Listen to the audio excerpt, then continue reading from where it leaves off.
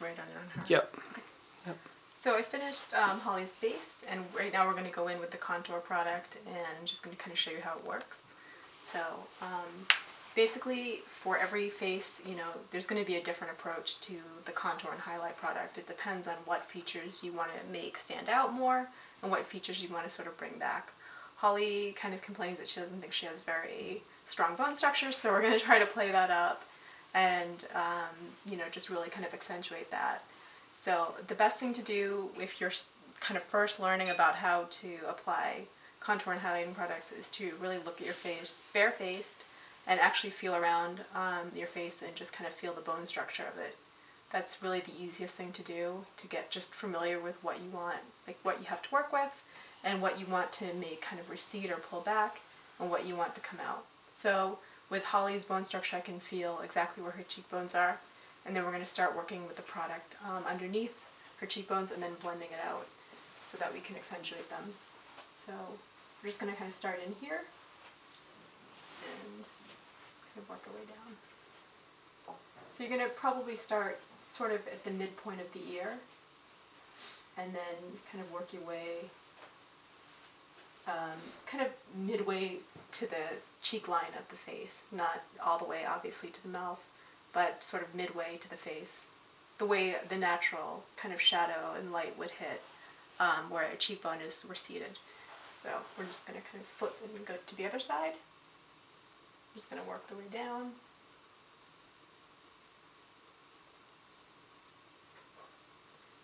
And we're going to kind of run the parameters of Holly's jaw.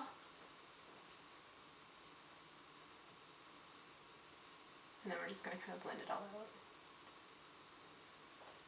So, you know, the general rule, as people probably have already heard, anything that you want to make come forward, you're going to put more light on. Anything that you want to make recede, you're going to put more shadow and depth in.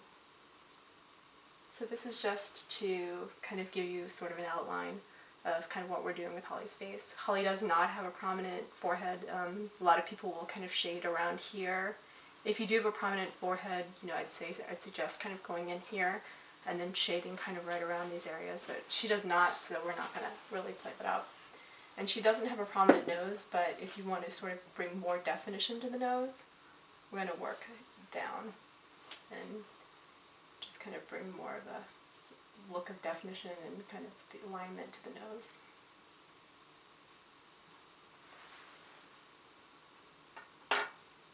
And then we're going to take the highlighting color and kind of do the opposite. We're going to work on the top of the cheekbone, sort of above Holly's cheekbone. And this has a slight shimmer to it, so it will reflect light and bring lights to kind of the top area of the cheekbone, which makes it look higher. So general rule of thumb is any area, kind of basically the center of the face is what the area of the face that you want to bring forward, and you know the sides of the face are the areas of the face that you want to kind of make recede or slim.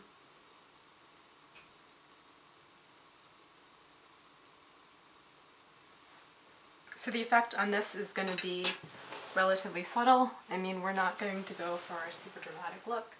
And then I'm just going to start kind of buffing and blending this out so there's no harsh or obvious lines.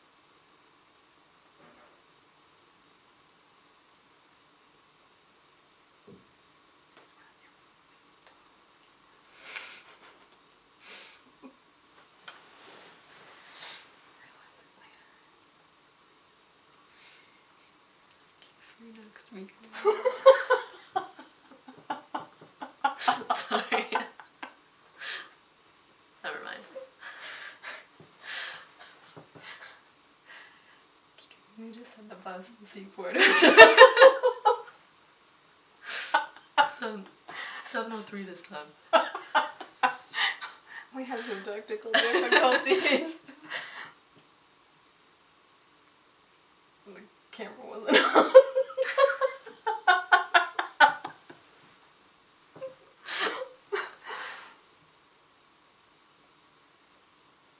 So we're just going to buff again, I'm just kind of buffing the hard edges out so there isn't any obvious lines. But we still want the product. And this product is designed to be long wearing and to kind of have some resistance and stick to it. So I'm just buffing out the harsh lines and creating some depth and dimension to her face. If we could get a text on Monday. It's some editing issues as well as some filming issues. So if you're going to put on blush or bronzer or anything else like that, would you use these products first or after? You would use these products first. I mean, I don't think that there are hard and fast rules, but I think, you know, if blush and bronzer, you want to kind of start with as bare a canvas as you can so that you can see your bone structure and then you know what you're working with. Mm-hmm. So with blush and bronzer and things like that, they can kind of interfere with kind of what you're seeing as far as your own bone structure and things like that. So it's kind of as bare a canvas as you can work with. So that's Holly's makeup kind of blended out. The contouring and highlighting has been blended out, and the effect is not going to be super dramatic, but it does give her kind of more of that chiseled cheekbone look. So what we're going to do is work on the rest of her makeup and then come back and show